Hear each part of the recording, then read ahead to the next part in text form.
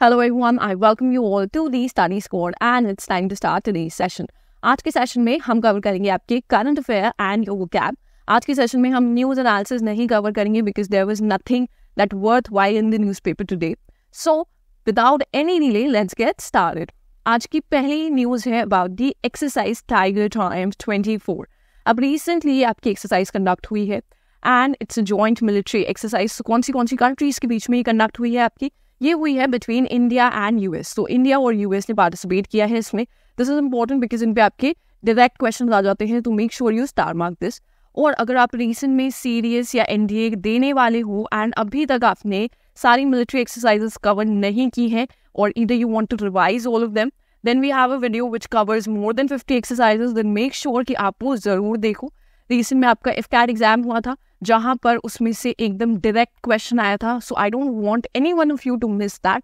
सो definitely जाना, उसे देखना. I will also pin that video here so that आपको वो मिस ना हो. ओके, अदर देन दैट देखो ये आपकी एक्सरसाइज कहाँ कंडक्ट हुई थी? ये हुई थी हमारी ईस्टर्न सी बोर्ड में, ईस्ट कोस्ट ऑफ इंडिया में कंडक्ट हुई थी. And the main purpose of this exercise is to improve cooperation between the two countries of the armed forces for humanitarian assistance and disaster relief operations. So इसका main purpose ये था.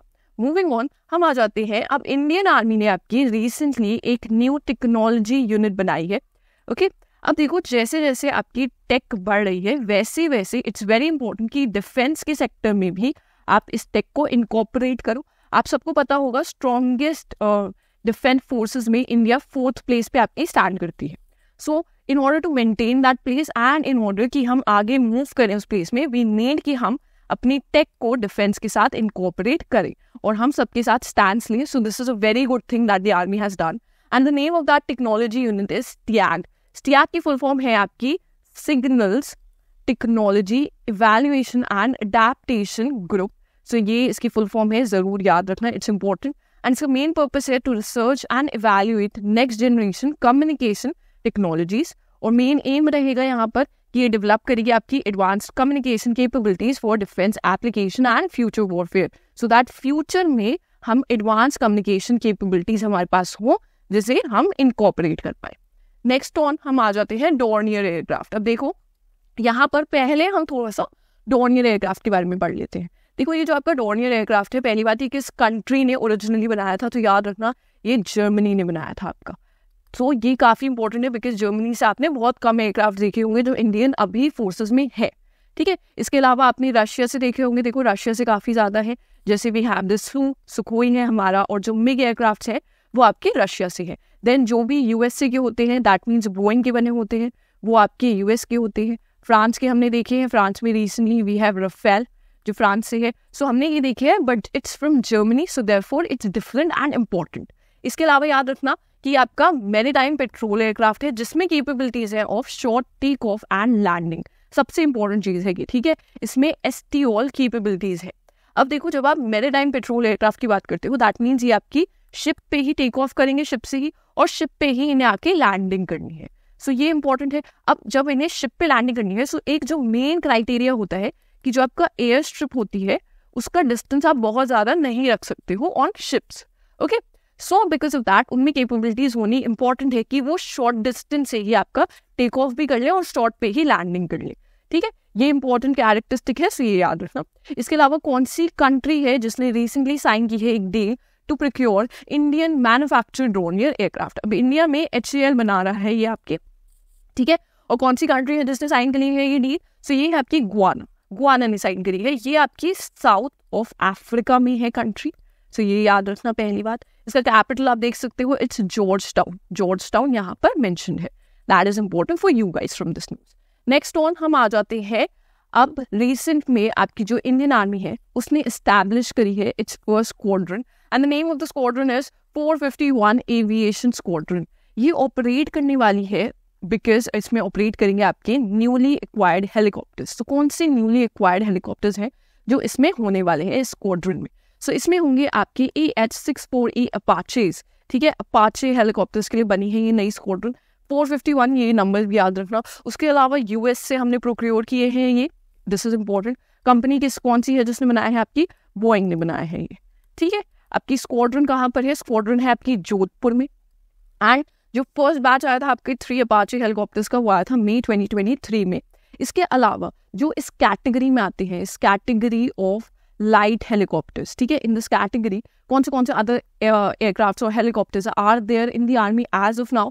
इसके अलावा देखो हमारे पास अपाचेज हो गए, इसके अलावा हमारे LCH हैं which are light combat helicopters, and other than that हमारे पास रुद्रा हेलीकॉप्टर्स हैं एट प्रेजेंट। ओके, सो ये भी याद रखेंगे। नेक्स्ट आ जाते हैं फॉर्मूला 4 कार रेसिंग। ये इवेंट रिसेंटली हुआ था आपकी, ठीक है, डल लेक के पास हुआ है, दैट मीन्स कश्मीर ने होस्ट किया था आपका इवेंट। सो यहाँ पर सिर्फ लोकेशन याद रखेंगे। नेक्स्ट आएंगे हम, आपका रिसेंटली 2 यूथ्स हैं जिन्हें ऑनर किया गया है with the prestigious Diana memorial award. आप सबको डायना के बारे में पता होगा, about princess Diana, she is very very famous, ठीक है। अब ये जो अवार्ड है आपका UK देता है, ठीक है, और रिसेंट में आपके प्रिंस विलियम ने ये प्रेजेंट किया है आपका अवार्ड इन दोनों यूथ को। क्या नेम है इनका? इनका नेम है उदय भाटिया एंड मानसी गुप्ता, ये इनकी नेम है। अब इन्होंने क्या किया था, उदय भाटिया ने at the age of 18, at a very young age, he invented a very low cost and very efficient lightning इन्होंने डेवलप किया था, एक लाइटनिंग सोर्स जो बेसिकली आपका हेल्प करेगा। जो बच्चे आपके स्लम्स में रहते हैं जहाँ पे बहुत ज़्यादा पावर कट्स होते हैं, सो वहाँ पर उन बच्चों को हेल्प करेगा so that they could study. And इसका टाइम अराउंड 10 आवर्स ये जो आपका लाइटनिंग प्रोडक्ट इन्होंने इन्वेंट किया था वो वर्क कर सकता है। So this was the thing because of which he was honoured. And आपकी मानसी गुप्ता, ये she is from Haryana, okay, she is from Haryana, and ये मेंटल हेल्थ पे कैंपेन्स आपके होस्ट करती है। So this is very important because ये उसके लिए आपकी she's spreading awareness about this thing. Mental health is very very important and she is helping out on that, so this is a very very good thing. इसके अलावा देखो ये जो आपका बेसिकली डायना मेमोरियल अवार्ड है, ये exceptional youth को दिया जाता है फॉर सोशल वर्क और ह्यूमैनिटेरियन सर्विसेज में जिन्होंने हेल्प किया है, जो बेसिकली इन दोनों ने किया है आपका। नेक्स्ट आ जाते हैं हम इंटरनेशनल हैप्पीनेस डे। सो 20 मार्च को आपका सेलिब्रेट होता है international happiness day. So make sure that you all guys remember this, and on 20th make sure you all smile that day and try to spread happiness among others as well. इसके अलावा ये याद रखना है, ये जो आपका resolution है ये इनिशिएट किस कंट्री ने किया था? ये भूटान ने आपका इनिशिएट किया था। नेक्स्ट आ जाते हैं हम on the top 4 vocab words for today. सो पहला वर्ड है आपका consort, which means a husband or a wife और कोई भी companion, उसे हम consort कहते हैं। सेकेंड वर्ड है exquisite means something is very beautiful, delicate, rare और जिसका एक स्पेशल चार्म होता है। थर्ड वर्ड है हमारा lavish means a very large size और something which is very very expensive.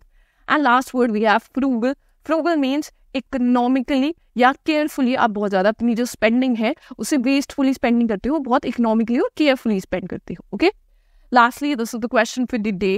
It's a very easy question. I hope you will answer this in the comment section. And अगर आपने यहाँ तक video देखी है then make sure you like this video, you share this video with all your friends, and do not forget to subscribe to our channel. With that, we'll end the session here. Thank you for watching.